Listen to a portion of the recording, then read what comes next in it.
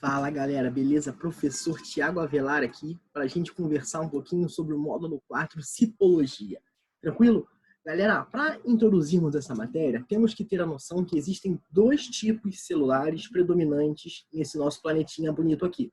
O primeiro tipo celular, galera, são o que nós chamamos de células procarióticas. Tranquilo? Células procarióticas são células muito simples, são os primeiros tipos celulares que nós acreditamos que surgiram no nosso planeta. E qual é a composição desse tipo celular, galera? O que ele tem de diferente? Ele vai ter o citosol, que é aquela parte líquida do citoplasma, tudo bem? Cerca de 80% de água e 20% de outras substâncias. Ele vai ter um cromossomo, um material genético diferenciado, que é circular, diferente do nosso, que é bonitinho, né, como nós estamos acostumados a ver. Ele vai ter uma região chamada de nucleóide, que é um tipo de núcleo diferente, mas não é um núcleo de uma célula como a nossa, por exemplo. E vai ter o que nós chamamos de plasmídeos, que são materiais genéticos agrupados de forma independente, de forma separada. Beleza? Além disso, ele vai ter vários ribossomos. Então dá para perceber que uma célula com essa aparência aqui, ó, além de um flagelo e cílios, dependendo do tipo de célula que for, vai ser bem diferente daquela imagem de célula que você está acostumado a ver, não é?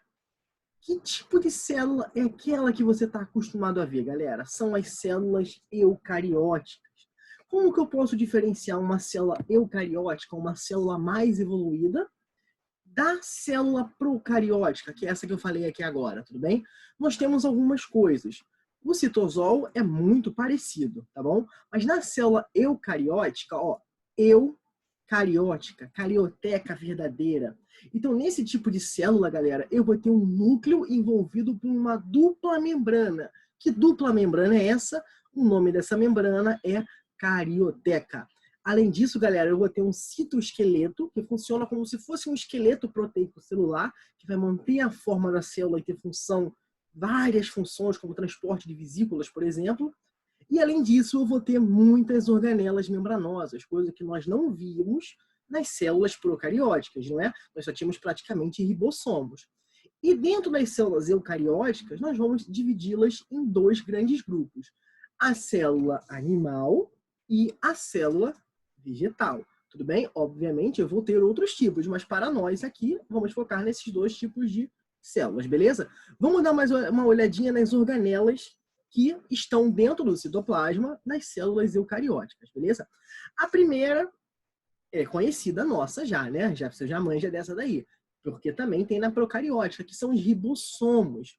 Os ribossomos, galera, eles são grânulos especializados na produção de proteínas. Eu posso ter ribossomos livres dentro da minha célula ou acoplados a um tipo específico de retículo, como nós vamos ver um pouquinho mais para frente. Então, ribossomo é aquela questão de prova que tu já tem que matar logo de cara quando você vê. Função do ribossomo, síntese de proteína, beleza? A próxima, galera, é o retículo endoplasmático, uma rede de tubos membranoso que vai ficar dentro da nossa célula eucariótica, tá? Eu vou ter dois tipos, um rugoso e um liso, e nós vamos ver a diferença entre eles, tá bom? O retículo endoplasmático rugoso, ele tem esse nome por causa da quantidade de ribossomos que ele tem acoplado a ele. Parece que é todo enrugadinho, cheio de ribossomos. Ó, dá para vocês ver nas imagens que eu coloquei para vocês aqui no PowerPoint, tá bom? No PDF, tá? Então, galera, qual vai ser a diferença de um ribossomo que vai estar acoplado no retículo rugoso para o ribossomo que está livre no citoplasma, gente? Vamos supor que eu sou uma célula, eu quero fazer uma proteína para mim. Eu vou, faço a minha transcrição e tradução, pego a minha proteína, beleza, show de bola. Mas se eu for uma célula que produz se eu for uma célula que produz insulina, a insulina tem que correr na corrente sanguínea, não é? Então, o que eu vou fazer? Ao invés de eu utilizar os ribossomos que estão livres no meu citoplasma, eu vou utilizar aqueles ribossomos, gente, que estão acoplados ao meu retículo endoplasmático rugoso. Porque dali, preparei a proteína, mandei para uma outra organela, que é o Golgi, que a gente vai ver daqui a pouco, e empacotei na vesícula, correio, puf, saiu pela membrana. Então, quando eu me refiro a proteínas que vão sair da minha célula, se eu for uma célula excretora, eu vou produzir essas proteínas que vão sair no retículo rugoso, beleza? O que difere do retículo liso. O retículo liso, galera, ele vai ter um papel também de secreção, só que não vai ser uma secreção proteica, tudo bem? Ele vai atuar principalmente na produção de lipídios, na produção de gordura, tudo bem? Tranquilo? Ele vai ter uma pequena parcela também de função, que costuma cair em prova, no que diz respeito à desintoxicação alcoólica. Então você já sabe que as células hepáticas, hepatofígado, as células do fígado vão ter uma alta taxa de retículo endoplasmático liso. Tudo bem? Tranquilo, galera? Além de outros exemplos, é claro, mas não dá pra gente falar de todos, porque nós temos tempo. Tá bom? Vamos lá, vamos seguir o jogo aqui. Próxima organela que nós vamos falar é o complexo de Golgi, galera. É uma bolsa membranosa, ele vai ter uma função de correio, tá bom? A grosso modo. Ele vai ser uma organela que ele vai ter a função de secreção. Ele vai produzir vesículas, olha só, vesícula de secreção, que ele vai empacotar tudo aquilo que a célula vai precisar mandar para fora e vai acoplar na membrana plasmática, tudo bem? Vai fazer uma liberação de substâncias para o meio extracelular da célula, assim como receber coisas de fora da célula. Então, o complexo de Golgi ele vai ter essa função de atuar como se fosse uma caixa de correio. Tudo bem? Beleza, pessoal? Vamos seguir o jogo aqui, ó. Responsável pela secreção celular, recebe proteínas e lipídios. Isso aqui a gente já conversou, tá bom? Vamos lá. Mais uma imagem bonitinha aqui da secreção do complexo de Golgi, ó, mandando vesícula. Retículo plasmático rugoso, ó, o REG, produzindo as vesículas com proteínas, mandando para o correio complexo de Golgi, saiu. A mesma coisa se for chegar. Tranquilo, gente? Acho que agora vocês já estão ficando craque, essa imagem ajudou bastante, né? Bam, bam, bam, bam. Mais uma função aqui do complexo de Golgi, ele vai atuar na produção de alguns carboidratos, tá bom? Ele vai adicionar açúcar a algumas moléculas, mas eu acho que isso já ficou um pouco mais complexo para vocês. Um outro ponto importante é a produção dos lisossomos, que são umas organelas que vamos ver daqui a pouquinho, que são muito importantes. Além, é claro, galera, isso costuma cair muito em vestibular, a produção do acrosoma, que é uma região do espermatozoide que vai ter uma função de digerir a membrana do óvulo para o material genético do espermatozoide entrar e ocorrer fecundação, tá bom? Lisossomo, galera, o lisossomo, questão de prova que sempre cai. Qual é o papel do lisossomo? Realizar digestão intracelular. Então, tudo aquilo que já é muito pequenininho e a célula precisa quebrar, como material genético, por exemplo, como um açúcar, uma proteína, ela manda lá para dentro do lisossomo e o lisossomo vai digeri-lo nas subunidades menores, a nível atômico. Tudo bem, gente? Isso costuma cair muito em prova também, tá bom? O lisossoma primário é aquele que está aguardando a digestão e o lisossoma secundário é aquele que se fundiu com a bolsa membranosa com aquilo que eu quero digerir. Então, eu vou ter uma bolsa aqui vazia, que é o lisossomo primário, e uma bolsa cheia de ácido nucleico, cheia de material genético que eu quero digerir. Quando essas duas bolsas membranosas se fundem, eu vou ter um lisossoma secundário. Tudo bem, pessoal? E aí eu começo a digestão dessa matéria que eu quero, tá bom? Função de autofagia, ou seja, função de destruição da própria célula. Um caso muito comum é da membrana pelástica dos nossos dedos e digerinos, né? Que tem aquela membraninha aqui ao redor. Quem faz a digestão dessa membrana, quem faz a degradação dessa membrana é o lisossoma também. Tudo bem? Isso já caiu em vestibular também, pessoal. Vamos lá, vamos seguir aqui o jogo. Peroxissoma. Peroxissomo, galera, ele é muito comum, tudo bem? No que diz respeito à produção de água oxigenada, né? O peróxido de hidrogênio, tá bom? Ele usa o oxigênio para oxidar substâncias e acaba liberando água oxigenada nesse processo. É isso que vocês precisam saber, tudo bem? É uma bolsa membranosa cheia de enzima que usa o oxigênio para oxidar e libera água oxigenada, tá bom? Ele vai ter várias funções, como nós podemos ver aqui, mas não dá para eu ficar falando tudo para vocês, tá bom? Centríolos, galera, centríolo é uma estrutura exclusiva de célula animal, tá bom? Eles são vários microtúbulos de proteína que vão ter várias funções dentro da nossa célula. Em planta não tem centríolo, apenas célula animal, tudo bem? Eles vão atuar na formação do fuso mitótico, que é uma região que vai ficar nos extremos da célula durante a divisão celular, que nós vamos ver isso mais para frente, tudo bem? Ele vai atuar na produção de cílios e flagelos, que vão ajudar na locomoção. principalmente em protozoários, em espermatozoides, por exemplo, não é? E eles também vão estar nas nossas células da traqueia, galera, ajudando na limpeza e na manutenção dela, tentando impedir que corpos estranhos, sujeira e poluição entrem nas nossas vias aéreas, tá bom? Mitocôndria, você já conhece a mitocôndria, tá cansado de saber, né? Tu pensa em biologia, você pensa em mitocôndria. É uma organela, galera, que ela é única. Ela vai ter a função de produção de energia. Ela possui membrana dupla, também ela possui cristas, ela possui um material genético próprio e os próprios ribossomos. Você deve estar lembrando aí que você já ouviu em algum momento na sua vida falar sobre a criação dela, sobre a teoria endossimbiótica, de formação das mitocôndrias, né? Ela vai atuar no que nós chamamos de respiração celular. Respiração celular, o que quer dizer que a célula tem um pulmão? Não, não é bem assim, não. Respiração celular é um processo no qual a energia é produzida. E que energia é essa? A moeda energética do nosso corpo, ATP, ou adenosina trifosfato. E para isso acontecer em larga escala, galera, eu preciso de oxigênio. Então, aquele oxigênio que você respira e enche o seu pulmão, a todo momento, ele vai lá para a sua mitocôndria para que energia, na forma de ATP, seja produzida, beleza?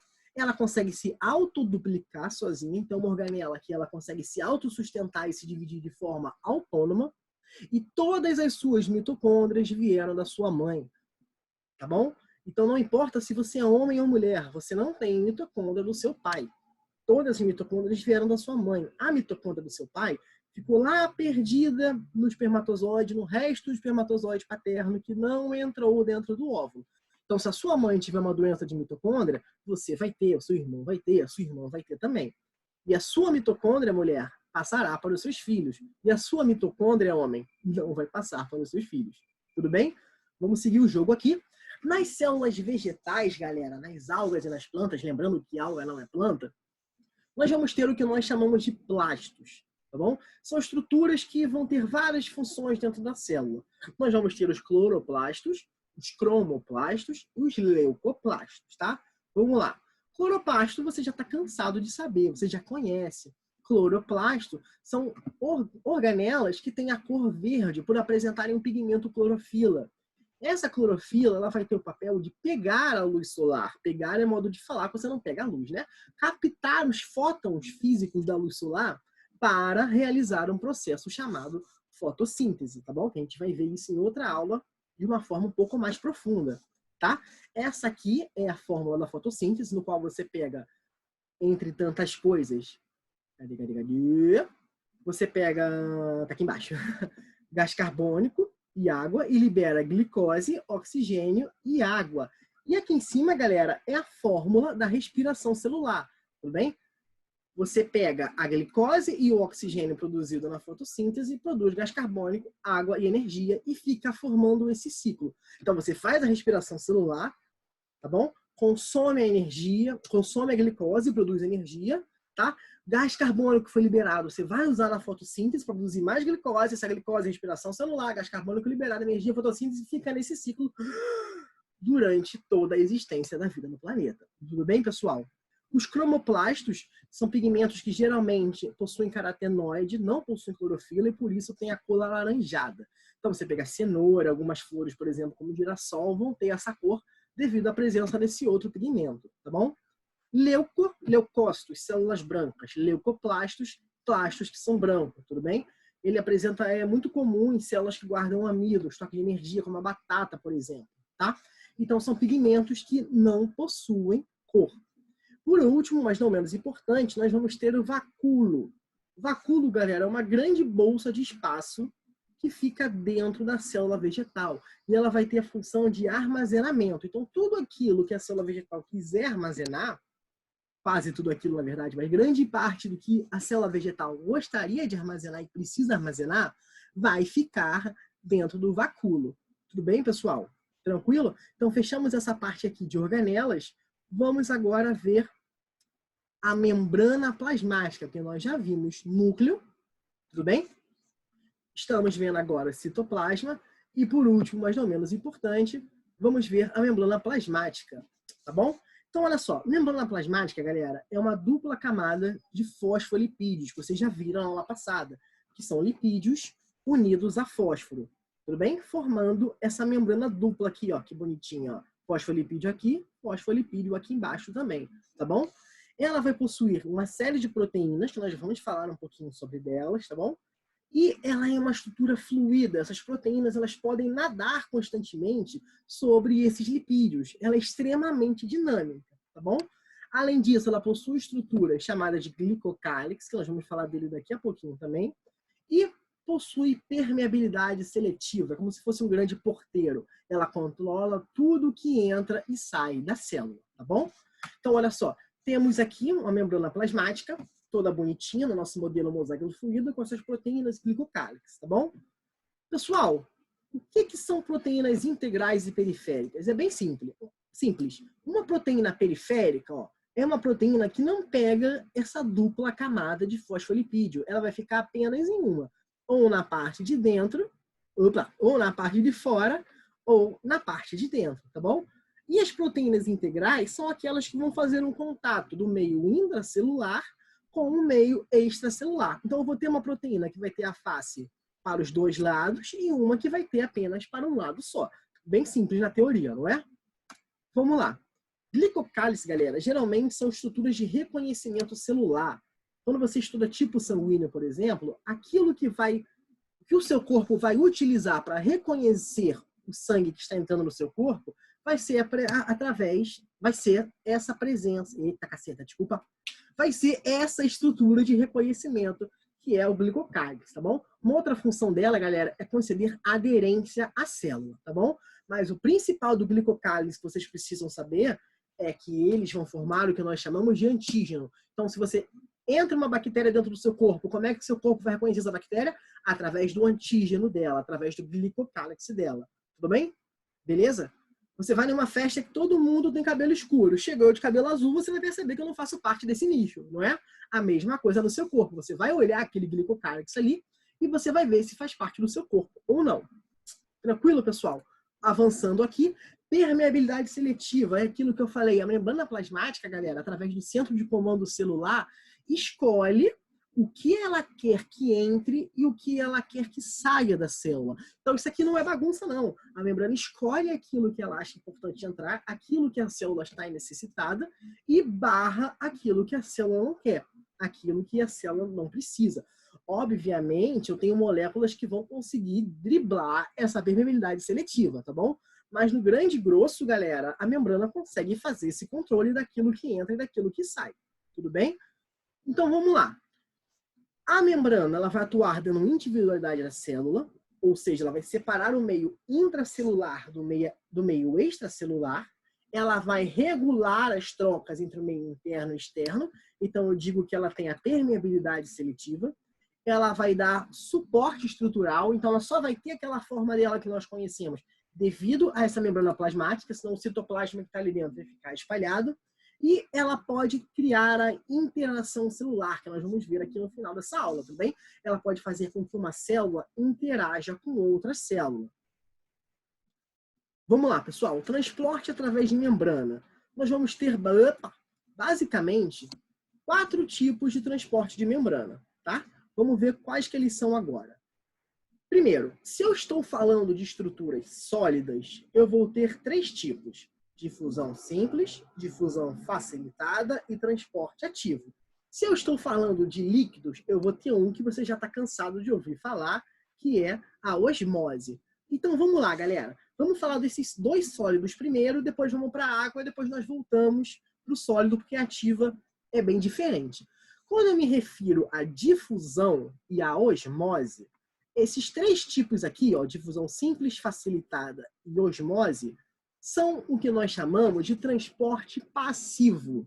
Transporte passivo é um transporte no qual eu não gasto energia para acontecer, tá bom? Então, o que seria uma difusão simples, galera? É a passagem do soluto do meio mais concentrado para o meio menos concentrado. Então, se eu tenho uma concentração, por exemplo, de iodo muito grande do lado de fora da célula e pouca do lado de dentro, esse iodo do lado de fora vai passar para o lado de dentro, de forma que busque um equilíbrio. E a célula não tem controle disso, ele passa pelos poros da membrana plasmática, tudo bem?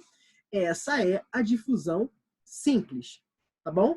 A difusão facilitada, galera, ela vai funcionar semelhante à difusão simples. A diferença é que eu vou ter uma proteína que vai ajudar nesse transporte.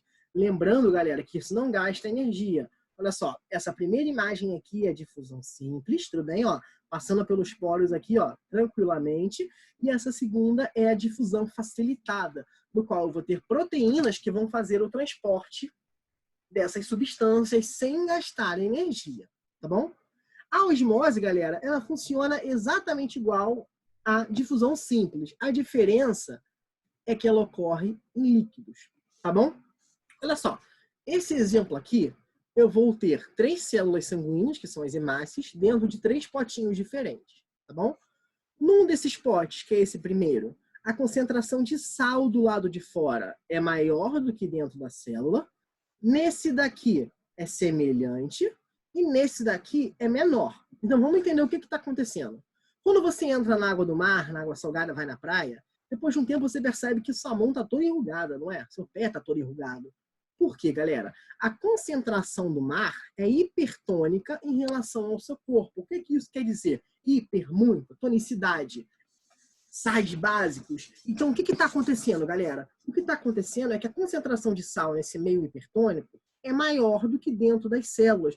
Então, galera, o corpo, nesse exemplo aqui, a hemácia, ela vai perder água para tentar diluir a concentração do lado de fora. Então, essa hemácia vai ser plasmolizada. Ela vai perder a água para o meio hipertônico. Por quê? A concentração de sal nesse meio é maior. Então, a água que está dentro daquele corpo que tem a concentração de sal menor vai sair para tentar diluir. Beleza?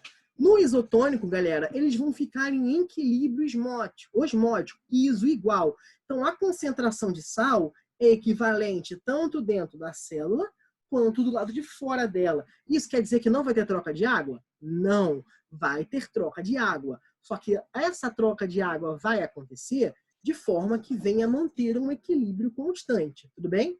E um meio hipotônico? Hipo, pouco. Então, a concentração de sal nesse meio é menor do que dentro dessa célula. Então, vai acontecer o contrário, galera. Onde está a concentração de sal maior? Dentro da célula, dentro da hemácia. Então, essa hemácia vai começar a receber água do meio. Então, ela vai ficar túrgida, vai ficar inchada até o momento que ela possa vir a explodir. Tudo bem, pessoal? Vamos seguir aqui agora. Já falei com vocês de difusão simples, já falei com vocês de difusão facilitada, tá bom? Transporte ativo, galera.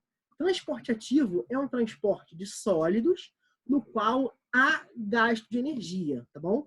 O principal tipo de transporte ativo é a bomba de sódio e potássio. O que você precisa saber como aluno no médio militar sobre a bomba de sódio e potássio? Saber que ela é uma bomba que vai contra o gradiente de concentração, tudo bem? Então, ela não vai do maior para o menor. Ela vai querer sempre mais. Ela é sempre egoísta. E se ela está indo contra o fluxo, ela vai ter que utilizar energia para fazer esse processo. Tudo bem, galera? Tranquilo? Olha só que imagem bonitinha aqui. Eu tenho pouca do ano para quem tem muito. O normal seria o muito para quem tem pouco. Só que aqui ela é egoísta. Ela quer tudo para ela, por questões biológicas. Então, ela vai ter que gastar energia para ir contra esse processo natural. Tudo bem? Show de bola? Nós vamos ter aqui transportes através da membrana plasmática, endo para dentro, citose, transporte pelo citoplasma, tá bom? Então, fagocitose, eu vou fagocitar substâncias grandes, vou englobar substâncias sólidas grandes para dentro da minha célula, enquanto a pinocitose vai ser para substâncias pequenas, tudo bem? Micropartículas, geralmente dissolvidas em água. Vamos continuar. Fagocitose, englobando partículas sólidas. Pinocitose, partículas sólidas bem pequenininhas. Se vocês quiserem, depois vocês pausem para vocês irem lendo com calma, tá bom? Olha que bonitinho, uma outra imagem delas. Opa! Temos a exocitose, que agora é diferente, tá bom? É eu pegar partículas e colocar para fora da minha célula, tanto partículas pequenas quanto partículas grandes, tá bom? Do meio intracelular para o meio extracelular. Especialização da membrana, galera. Lembra que lá no começo eu falei para vocês que a membrana plasmática ela vai ser responsável por uma interação entre as células? Pois é, são esses tipos de interações aqui que nós vamos ver, tá bom? Microvilosidade, desmossomo, interdigitais, junções aderentes e junções gap. Microvilosidades, questão clássica de prova, galera. São invaginações da membrana plasmática para aumentar a superfície de contato. Olha só que coisa bonitinha. Isso vai ser muito comum dentro do nosso intestino. Por quê? Imagina que eu tenho esse espaço pequenininho aqui para digerir alimento. Se a minha membrana plasmática for reta, eu só vou ter realmente esse espaço para conseguir absorver nutrientes. Só que se a minha membrana plasmática for assim, ó, toda enoveladinha, cheia de microvilosidades, eu aumento muito a superfície de contato, não é? Olha só, eu tenho aqui um espaço de absorção. Agora, imagina que eu faço isso. Eu começo a invaginar a minha membrana plasmática. O meu espaço de absorção vai ser muito maior, tá bom? Então, o nosso intestino ele é todo enroladinho e as suas membranas plasmáticas também são cheias de vilosidades. Para quê? Para permitir que o alimento passe ali e fique mais tempo com os nutrientes sendo absorvidos, né? Eu acho que deu para entender, né, galera? Vamos seguir o jogo aqui agora. Temos os desmossomos, galera. Desmossomo é como se fosse um grampo. Uma grampeada que você dá. Então, você tem uma célula aqui, uma outra aqui. Você ancora uma na outra. Você dá uma grampeada entre essas duas células para fazer com que elas fiquem unidas, aumentando a aderência entre elas. Isso é muito comum na nossa pele, galera. Um tecido de revestimento que nós temos que impedir que corpos estranhos consigam entrar aqui. Tá bom? Outra, galera, interdigitais. O que é uma interdigitais, galera? Interdigitais são saliências, né, reentrâncias entre as células vizinhas, tá bom? Então, elas estão aqui grudadinhas. Então, eu vou ter uma reentrância nessa célula e uma reentrância nessa outra célula. São comunicações entre as duas células para facilitar a troca de substâncias. Tudo bem? Bem tranquilinho também, né? Vamos seguir aqui o jogo. Junções aderentes, galera. Lembra que eu falei que tem uma grampeada aqui? Grampeei, né? Olha só. Desmossomo, grampeada a célula. Eu preciso de alguma coisa que impeça também que substâncias passem entre essas duas células, tá bom? Então, além dessas junções aqui que nós vimos que são os desmossomos, nós vamos ter junções aderentes para criar mais uma barreira para impedir que algo passe por aí, tá bom? Muito comum também em tecidos epiteliais, em tecidos de revestimento. Lembrando que tecido epitelial, galera, são tecidos de revestimento em geral. Não quer dizer que é só isso aqui da pele, não. Não confunda isso. Tranquilo? Vamos lá seguir o jogo. Junções gap ou junções de comunicantes, galera.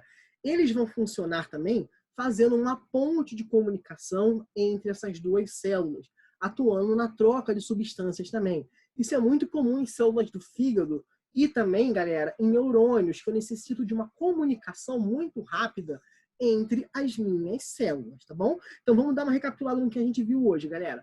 Vimos as diferenças entre procarionte e eucarionte, que são principalmente, galera, a presença de carioteca nas eucariontes e organelas membranosas, enquanto as procariontes não possuem isso e possuem DNA circular, a ausência de núcleo, geralmente cílios ou flagelo. Dentro das eucariontes, nós vamos ter célula vegetal e célula animal. Diferença: animal tem microtúbulos, não é? Vegetal tem vacúolo e cloroplasto. Não confundam uma coisa muito importante. Célula vegetal possui mitocôndria também. Célula vegetal também faz respiração celular. A diferença é que ela produz a sua própria glicose para esse processo, diferentemente de nós que não produzimos. Falamos da membrana, das características dela, falamos dos tipos de transporte de membrana e falamos das especializações de membrana também. Tudo bem, galera? Eu espero que eu tenha ajudado e bons estudos!